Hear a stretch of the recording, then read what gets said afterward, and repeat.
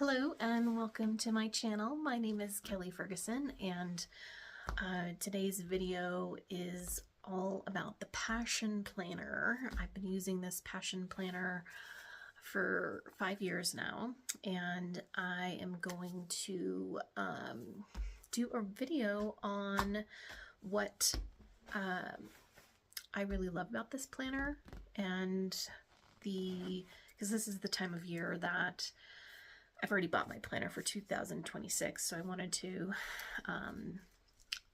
start kind of getting that ready. But I also wanted to share with you what I love about the Passion Planner and how I use it, because when I first started using it 5 years ago, I wasn't really getting the most out of it. Like, it took me a while to kind of get into a rhythm, and this past year, I really felt like I used the journal really well, or the calendar, and so I want to show you a peek inside, like all that it has to offer and how I've been using it. This is this year's planner, and then this is the one I got for next year. And I tend to get a cover. They have lots of different styles and looks you can choose from, and I tend to pick one that kind of goes with the theme that I am leaning into this year. This one, I was leaning into money and abundance, so I got the green for this year. And then this one with the celestial kind of vibe, I am going to be leaning more into the mystery and the universe. So that's why I got that one. Okay, so first of all, I need a journal. I need a planner that has some structure, but also has like open space to create and fill in. So I love this, like these first few pages where you can come up with your core values for what you're going to be working on for that year. And so mine for this year were growth, authenticity, and community. And then this page here is kind of like a mind map, and I fill these in every time, and it is fun to look back on it to kind of see, like, okay, did I follow the rough outline that I gave myself? I don't get too bent out of shape if I like totally veer off track of this, but it is kind of fun to fill in because it does do 3 months, a year, 3 years, lifetime, and then it gives you like a game changer. And so it is fun to kind of look back on and see what I first intended to start with, and then as I reflect on the end of the year, what stayed and what kind of went by the wayside. Now this is the first time I did like the vision board and really filled this in. And I really, again, love like the empty space to create a vision board, because I love doing these types of things. So pages like this really matter to me, and I like getting into it. So this is also the largest size that they have, and I really like to go big because I like the extra space and I don't like to feel cramped, These never, I attempt to do habit practice, but these just never work for me. And so I don't even think I'm going to attempt to do this next year. I don't know if there's a different way to use these that might be more interesting, but I just don't turn to my calendar to track habits. And I've tried using apps too, and that doesn't really work for me either. So I don't know, maybe tracking habits is not for me. So these are kind of a bust. Then, you know, you've got the monthly spread and then the weekly days, like calendar after that. And then I love that each month there's a reflection section, and I like having the same questions, the same prompts every time. So I really enjoy filling this in at the end of each month. I'm a sticker person, and so I love like decorating my calendar, and I love doing a mini collage each month. And so that's really fun for me to do. Like I said, this is the year that I really got into utilizing these spaces more and more with like art and pictures and things like that. Before, I just kind of wrote some stuff in and it just was kind of boring. And so I've really let myself go balls to the wall with my creativity and just like jazz it up a little more. So that's been fun. So that's like essentially what each month looks like.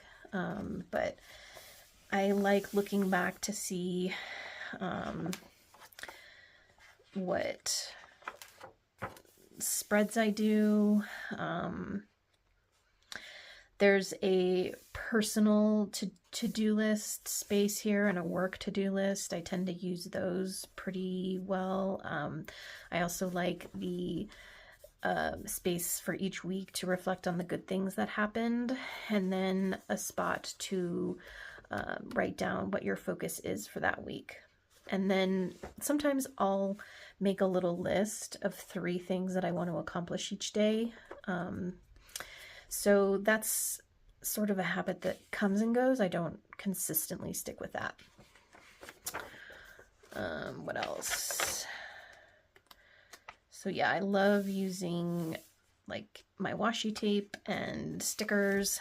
And speaking of stickers, the Passion Planner company has a variety of sticker books you can get, and these last a really long time. Some of these are from a couple of years ago, but this is a relatively new one I got last year. I love the house plant sticker book. I like this one as well, the adulting and everyday life. There's one for like money and budgeting. This one didn't get a whole lot of use. Friendship, like, you know, zodiac. So there's lots of different picture or sticker books you can get. And then I also get monthly tabs as well.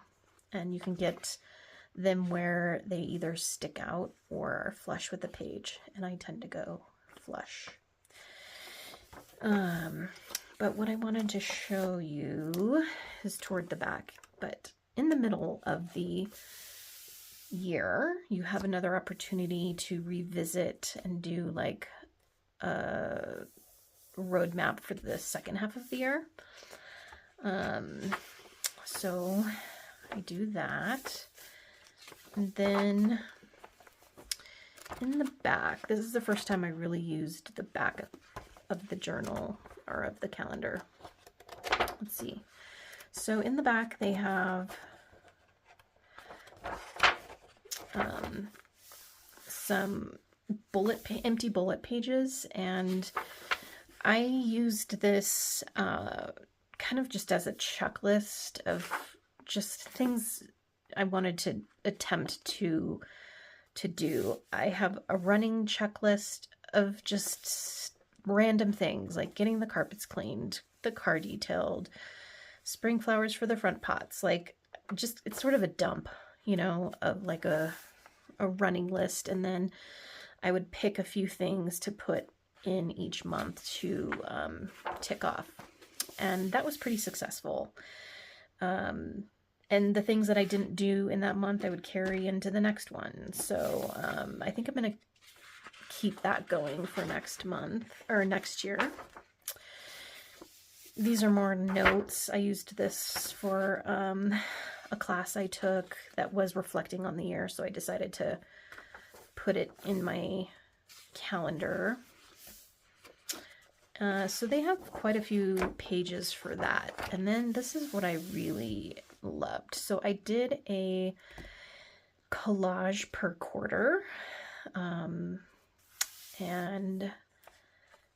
what was this? It's kind of a summary of what like Q1 was for me. And then I did another one for the second quarter. This was just kind of what I wanted to do, and why not put it in here? So I did. Here's the third quarter. I ended up revamping my website, and on that I did my business and life philosophy, and I decided to document that in here as well. So that was, I love having it in here. Q4. So I kind of started it, I start the collage at the beginning, and well, let's see, when did I do this? October 12th. So you could do it at the end, or you could do it midway through. I think on these earlier, they were toward the end. This one, I think I just started a little early, but I do have like an end of the year. Yeah. So I left one, to do like an end of the year review,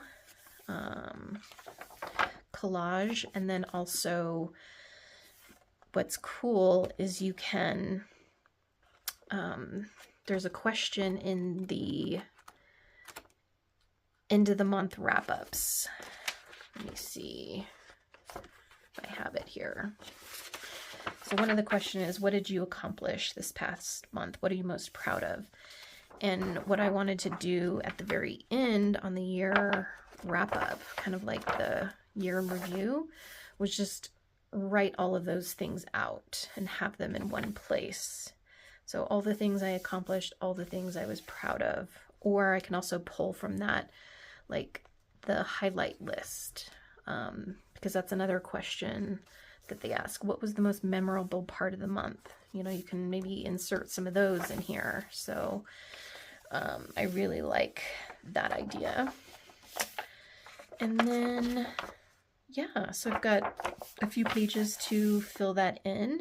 And like I said, this is like part of the calendar that I never really used in the past, and I'm really glad that I did this year, and I'm definitely going to keep that going next year. And then this little pocket, this is kind of a ritual that I discovered recently on Instagram, but these are basically a collection of like wishes and desires and things that I want to manifest in the coming year. And I think at the start of solstice, you burn one per day. So it's like whatever that last week is leading up to the end of the year. I don't know the timing exactly, but there's 13 days. So you burn one per day, and then the last one you keep for yourself, and that's the one for you to do like next year, and all the others are the universe takes care of. And this is just a little reminder of like how you want to phrase these in the I am, I have, instead of like I want or I hope kind of thing. So there you go. That's my walkthrough with the Passion Planner. I really do enjoy these planners, and like I said, after this past year, I think is the most I've ever gotten out of it, and I'm excited to really dive into this one for 2026. So I hope you enjoyed that, and that's all I have.